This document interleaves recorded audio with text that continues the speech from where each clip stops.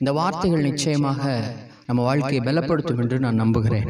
வெளிப்படுத்தல் சுவிசேஷம் 1வது அதிகாரத்தில் 9வது வசனம், உங்கள் சகோதரனும் இயேசு கிறிஸ்துவின் நிமித்தம் வருகிற உபத்திரவத்திற்கும் அவருடைய ராஜ்யத்திற்கும் அவருடைய பொறுமைக்கும் உங்கள் உடன் பங்காளனுமாய் இருக்கிற யோவானாகிய நான் தேவ வசனத்தை நிமித்தம் இயேசு கிறிஸ்துவை பற்றிய சாட்சி நிமித்தமும் பத்மு என்னும் தீவில் இருந்தேன். கர்த்தருடைய நாளில் ஆவிக்குள்ளானேன். கவனிங்க, அவர் பத்மு என்னும் தீவில யோவான் இருக்கிறார். யோவான் ஸ்நானகன் அல்ல, இவர் சீசர். இயேசு கிறிஸ்துனுடைய சீசர் பத்மு என்னும் தீவில இருக்கிறார். ஏன் இவர் பத்மு என்னும் தீவில இருக்கிறார் அப்படின்னா, அந்த நாட்களிலேயே இவர் செய்கிற ஊழியத்தை பார்த்துட்டு அந்த இடத்துல இருக்கிற அதிகாரிகளுக்கும் அந்த ராஜாவுக்கும் மிகவும் பயங்கர கோபம் வந்துச்சு. அதனால இவருடைய ஊழியத்தை நிறுத்தணும்னு பார்த்தாங்க. ஆனா நிறுத்த முடியல. இவரை தடை பண்ணணும்னு நினைச்சாங்க. தடை பண்ணவே முடியல. என்ன செஞ்சாலும் சரி இவருடைய ஊழியம், இவர் தொடர்ந்து ஊழியம் செஞ்சு கொண்டே இருந்தார். அதனால அந்த தேசத்தில் இருக்கிற அந்த அதிகாரிகளுக்கு என்ன செய்யறதுன்னே தெரியாம இவரை கொண்டு போய் ஒரு பத்மு என்னும் ஒரு பெரிய தீவில கொண்டு போய் போட்டாங்க. அந்த தீவிலிருந்து வெளியே வர முடியாது. அப்படிப்பட்ட ஒரு மோசமான ஒரு தீவில கொண்டு போய் போட்டாங்க. அப்ப என்ன நடந்துருச்சு? அந்த போட்டவங்க என்ன நினைச்சிருப்பாங்க? கொஞ்சம் யோசிச்சு பாருங்க. இனி யோவானுடைய ஊழியம் முடிந்தது. யோவான் இனி வெளியே வர முடியாது. யோவான் இனி இயேசு கிறிஸ்து பத்தி சொல்ல முடியாது. யோவான் இனி வேதத்தை குறித்து சொல்ல முடியாது. யோவான் இனி ரட்சிப்பை குறித்து சுவிசேஷத்தை பிரசங்கிக்க முடியாது. அவங்க எல்லாம் நினைச்சிருக்காங்க. அந்த போட்ட போர்ச்சேவகர்களுடைய எண்ணங்கள் கூட இருந்திருக்கு. என்னன்னா, இனி யோவான் வெளியே வரமாட்டார். யோவானுடைய ஊழியம் முடிந்தது. யோவானுடைய சரித்திரம் முடிந்தது. இதோட முடிஞ்சிருச்சு. யோவானுடைய ஊழியம், யோவானுடைய பிரயாசம், யோவானுடைய சபைகள் எல்லாம் முடிஞ்சிருச்சுன்னு நினைச்சாங்க. இன்னைக்கு கூட ஒருவேளை தேவ பிள்ளைகள் இந்த எண்ணத்தோடு இருப்பீங்க. ஆனா இந்த வார்த்தைகளை கேளுங்க, கவனிங்க. எல்லாரும் நினைச்சிருக்காங்க முடிஞ்சிருச்சுன்னு சொல்லி.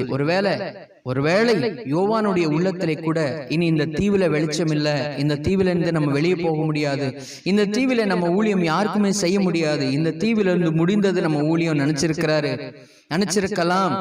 ஒருவேளை அவருடைய சபை விசுவாசிகள், இவர் ஊழியம் செஞ்ச இடங்கள், அல்லது இவருக்கு அறிமுகமானவர்கள், இவருடைய நண்பர்கள், இவருடைய சொந்தங்கள் கூட இவருடைய ஊழியம் முடிஞ்சிருச்சு, இனி இந்த யோவான் வெளியே வர முடியாது, யோவானுடைய காரியங்கள் எல்லாம் முடிஞ்சிருச்சு, இதோட யோவான் காரியம் முடிஞ்சிருச்சுன்னு சொல்லி அநேகர் நினைச்சிருக்கலாம். சொந்தங்கள் நினைச்சிருக்கலாம், அல்லது இவருடைய ஃப்ரெண்ட்ஸ் நினைச்சிருக்கலாம், இவர் ஊழியம் செஞ்ச அந்த விசுவாசிகள் நினைச்சிருக்கலாம், இவர் மூப்பராய் இருக்கிற அந்த சபைகள் நினைச்சிருக்கலாம், இவர் ஊழியக்காராய் இருக்கிற அந்த விசுவாசிகள் நினைச்சிருக்கலாம். எல்லாருமே ஒரே முடிவு, யோவானுடைய ஊழியம் முடிந்ததுன்னு நினைச்சிருக்கலாம். ஆனா இதுக்கு பிறகு என்ன நடக்குது நீங்க வாட்சி பாத்தீங்கன்னா அவ்வளவு ஆச்சரியமா இருக்கும். ஆண்டவர் சொல்றாரு, யோவானை தட்டி எழுப்பி ஆண்டவர் சொல்றாரு, நான் அல்பாவும் ஒமேகாவுமா இருக்கிறேன், முந்தினவரும் பிந்தினவருமாய் இருக்கிறேன், ஆதியும் அந்தமுமாய் இருக்கிறேன், இருக்கிறவராகவே இருக்கிறேன்.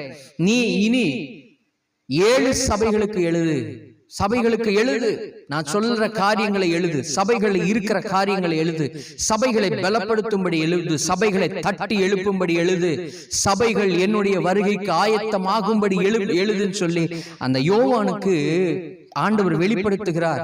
இப்ப வரைக்கும் இருந்தது அல்ல, இப்ப வரைக்கும் ஒருவேளை செஞ்ச ஊழியங்கள் அல்ல, இனி யோவான் எழுதுற விஷயங்கள் தான் வெளிப்படுத்தல் சுவிசேஷம். நிறைய பேர் சொல்லுவாங்க வெளிப்படுத்தல் சுவிசேஷம் வாசிச்சா பயமா இருக்குன்னு சொல்லி. ஆனா அது எப்ப வெளிப்பட்ட தெரியுங்களா? எல்லாரும் முடிஞ்சிருச்சு நினைச்சாங்க, அப்பதான் கர்த்தர் வெளிப்படுத்துகிறார்.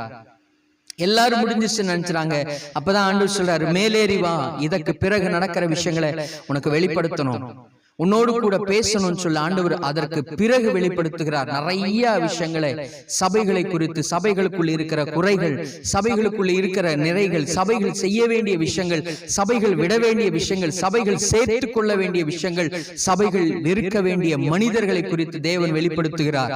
நான் ஆவிக்குள்ள ஆனேன்னு சொல்ல அந்த யோவான் சொல்லுகிறார். இன்னைக்கு தேவனுடைய பிள்ளைகளே, இயேசுவின் நாமத்தினால உங்களுக்கு ஒரு நற்செய்தி சொல்லுகிறேன். அநேகர் நம்ம வாழ்க்கை குறித்து, நம்மளை குறித்து கூட நினைச்சிருக்கலாம், முடிஞ்சிருச்சு, இவங்க வாழ்க்கை முடிஞ்சிருச்சு, இவங்க வாழ்க்கை இவ்வளவுதான், இதோட முடிஞ்சிச்சுன்னு கூட சுற்றிலும் இருக்கிறவங்க நினைக்கலாம். ஏன் நம்ம கூட நினைச்சிருக்கலாம், என் வாழ்க்கை இவ்வளவுதான், என் ஊழியம் இவ்வளவுதான், என் நிலைமைகள் இவ்வளவுதான், எனக்கு இவ்வளவுதான் கர்த்தர் கொடுப்பார், என் பிரயாசம் இவ்வளவுதா, என் ஜப வாழ்க்கை இவ்வளவுதா, என் பரிசுத்தம் இவ்வளவுதா, நான் பரிசுத்தத்துல எழும்ப முடியாது, நான் பரிசுத்தமா வாழ முடியாது, என் வாழ்க்கையில பரிசுத்தம் வராது, என் வாழ்க்கையில ஜப வாழ்க்கை வராது, நான் முன்னேற முடியாது, நான் மேற்கொண்டு எந்த விஷயங்கள் செய்ய முடியாதுன்னு சொல்லி ஒருவேளை உங்களை குறித்து நீங்க கூட நினைச்சிருக்கலாம். வார்த்தைகளை கேட்கிற நீங்க கூட நினைச்சிருக்கலாம், அல்லது உங்க சுற்றிலும் இருக்கிற விசுவாசிகளே ஆனாலும் கூட நினைச்சிருக்கலாம். உங்க காதுகள் படவே சொல்லியிருக்கலாம், உங்க காதுகளே அந்த வார்த்தைகளை கேட்டிருக்கலாம், உங்க காதுகளுக்குள்ளேயே அந்த வார்த்தைகளை கேட்கிற மாதிரி சொல்லியிருக்கலாம். ஆனா ஒரு விஷயம் நல்லா தெரிஞ்சுக்கோங்க, மனுஷனால கூடாததுதான் தேவனால கூடும். வசனம் தான் சொல்லுது. யோவானே நினைச்சிருக்கலாம் எல்லாம் முடிஞ்சிச்சுன்னு. ஆனா ஆண்டவருடைய திட்டம் பாருங்க, எந்த மனுஷனும் இல்லாத ஒரு இடத்துல தேவன் மிகப்பெரிய ரகசியங்களை வெளிப்படுத்தி உன் ஊழியம் முடியல, எல்லாருடைய பார்வைக்கு முடிஞ்சிச்சுன்னு நினைக்கலாம், எல்லாரும் சொல்லி இருக்கிறா முடிஞ்சிருச்சுன்னு சொல்லி. ஆனா தேவன் அப்பதான் ஆரம்பிக்கிறார், தேவன் அப்பதான் தொடங்குகிறார். ஒருவேளை அநேக நம்ம வாழ்க்கை குடிச்சு சொல்லலாம், உன் வாழ்க்கை முடிஞ்சிருச்சு, உன் வாழ்க்கை இவ்வளவுதான், நீ இவ்வளவுதான் சொல்லி இருக்கலாம். அநேகர் சபிச்சு இருக்கலாம், அநேகர் நம்மளை தள்ளி இருக்கலாம். ஒருவேளை ஒரு வியாதி சரீரத்தை விட்டே போக மாட்டேங்குதே, ஒரு பலவீனம் என்னை விட்டு போக மாட்டேங்குதே, ஆசீர்வாதங்கள் எனக்கு வர மாட்டேங்குதே, என் வாழ்க்கையில எழும்பவே முடியலன்னு சொல்லி ஒருவேளை நீங்க நினைச்சிருக்கலாம். ஆனா அந்த காரியங்களை நீங்க போட வேண்டிய இடம் எது தெரியுங்களா? ஆண்டவருடைய பாதம். புலம்புறீங்க, அழுகிறீங்க, வேதனைப்படுறீங்க, ஆனா தேவனுக்கு தெரியப்படுத்துங்க. அந்த வேதனைகள் எல்லாம் ஆண்டவருடைய பாதத்துல போடுங்க. இந்த யோவான் கூட எல்லாரும் முடிஞ்சிச்சு நினைச்ச வார்த்தைகளை ஆனா தேவன் தொடங்குகிறார். இன்றைக்கு ஒருவேளை உங்க வாழ்க்கை முடிவுன்னு நீங்க நினைக்கிறீங்களா? முடிக்காதீங்க, முடிவை நினைச்சிடாதீங்க, முடிவுன்னு சொல்லி முடிவெடுத்துறாதீங்க.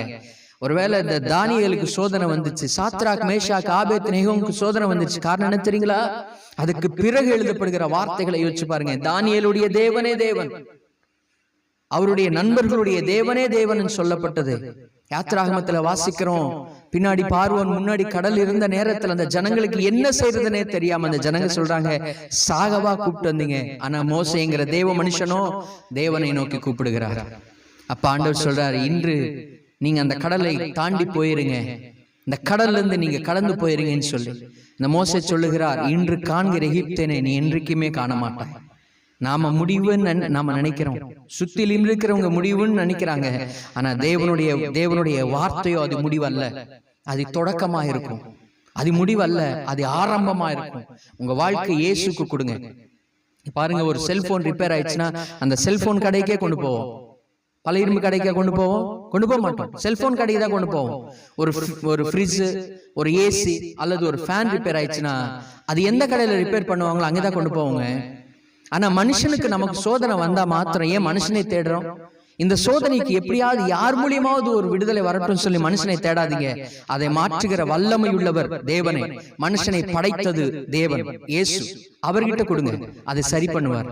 ஒருவேளை குடும்பத்துல பிரச்சனைகளா, குடும்பத்தை உருவாக்கினதே தேவன், அவர்கிட்ட கொடுங்க. உங்க முன்னாடி நின்று பேசுகிற நான் என் வாழ்க்கையில இருந்து ஒரு சின்ன காரியத்தை சொல்லி நான் முடிக்கிறேன். கவனிங்க, எங்க அப்பா எனக்கு வச்ச பேர் என்ன தெரியுங்களா? வீட்டுல பைத்தியக்காரன் கூப்பிடுவார். ஏன்னா செய்யறதெல்லாம் அப்படி இருக்கும், செய்யறதெல்லாம் யாருக்கும் பிரயோஜனம் இல்லாம இருக்கும். செய்யறது அப்படி இருக்கிறனால அவர் பைத்தியக்காரன் சொல்லுவார்.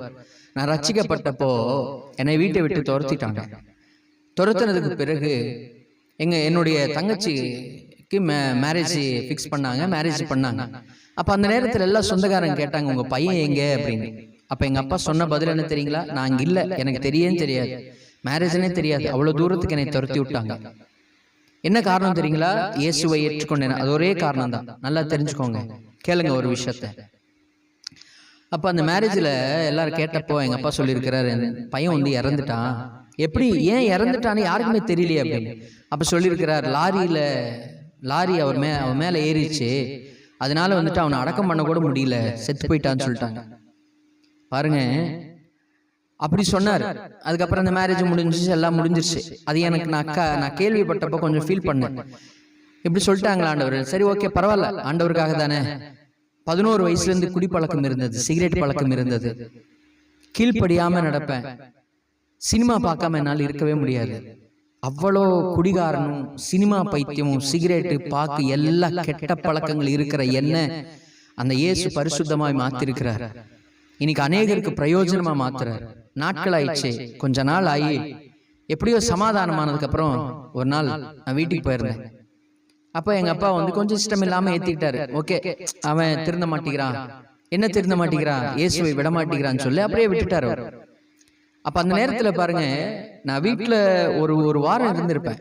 அப்ப அந்த நேரத்துல அவருக்கு தெரிஞ்ச ஒரு குடிகாரனை கூப்பிட்டு வந்துட்டு எங்க அப்பா சொல்றாரு, இந்த மனுஷன் அவருடைய வாழ்க்கை கெடுத்துக்கிறாரா, நீ அந்த இயேசு பத்தி சொல்லுவீல, இவர்கிட்ட சொல்லு, இவர்கிட்ட சொல்லி இந்த மனுஷன் ஏதாவது கொஞ்சம் நல்வழி கொண்டு வா அப்படிங்கிறாரு.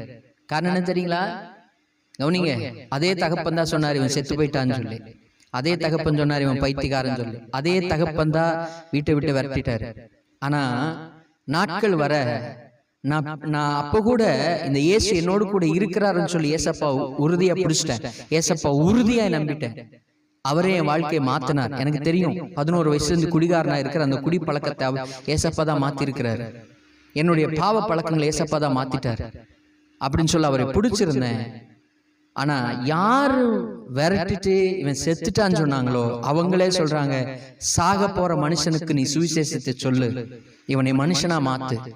கவனிங்க, உங்க முன்னாடி நின்னு இன்னைக்கு இந்த வார்த்தைகளை சொல்ற என்னை பலப்படுத்தின அந்த இயேசு உங்களையும் பலப்படுத்துவார். உங்களையும் பலப்படுத்துவார். முடிஞ்சிருச்சு நினைக்காதீங்க, அதோடு கூட விட்டுறாதீங்க. அது இவ்வளவுதான் சொல்லி விட்டுறாதீங்க. இன்னைக்கு இயேசு கையில உங்க வாழ்க்கை கொடுங்க. இயேசுனுடைய கரத்துல உங்களுடைய தோல்வியை கொடுங்க. தோல்வியை கொடுங்க, போய் கொடுங்க ஆண்டவர் சமூகத்தில். ஆண்டவரே என் தோல்வி இது. ஒருவேளை பாவ பழக்கம் இருக்கு, அந்த பாவத்தை இயேசு கிட்ட கொடுங்க. ஒருவேளை கீழ்ப்படியா தன்மை இருக்கா, அதை இயேசு கிட்ட கொடுங்க. நஷ்டம் இருக்கா, நஷ்டத்தை இயேசப்பா கிட்ட கொடுங்க. அது ஜெயமாய் மாற்றுவார், அதை மீண்டும் வாழ வைப்பார். இயேசுவின் நாமத்தினால சொல்லுகிறேன். அது தோல்வி, அது முடியல, அது ஆரம்பம். கண்களை மூடி ஒரு சின்ன ஜெபம் பண்ணுவோமா? பரிசுத்தமுள்ள பிதாவே, ஆண்டவராக இயேசு கிறிஸ்துவின் நல்ல நாமத்தினாலே இந்த வசனத்தின்படி ஜெபிக்கிறோம். இது தோல்வி அல்ல, இது ஆரம்பம் என்று சொல்லி உம்முடைய பிள்ளைகள் அறிந்து கொண்டு உமக்குள்ள பலப்பட்டு ஆண்டவரே வாழ்ந்து அநேகர் முன்பாக சாட்சியாய் நிற்க தேவன் கிருபை தர வேண்டும் என்று சொல்லி ஜெபிக்கிறேன், ஆசீர்வதிக்கிறேன். இயேசுவின் நாமத்தில் ஜெபிக்கிற நல்ல பிதாவே, ஆமென்.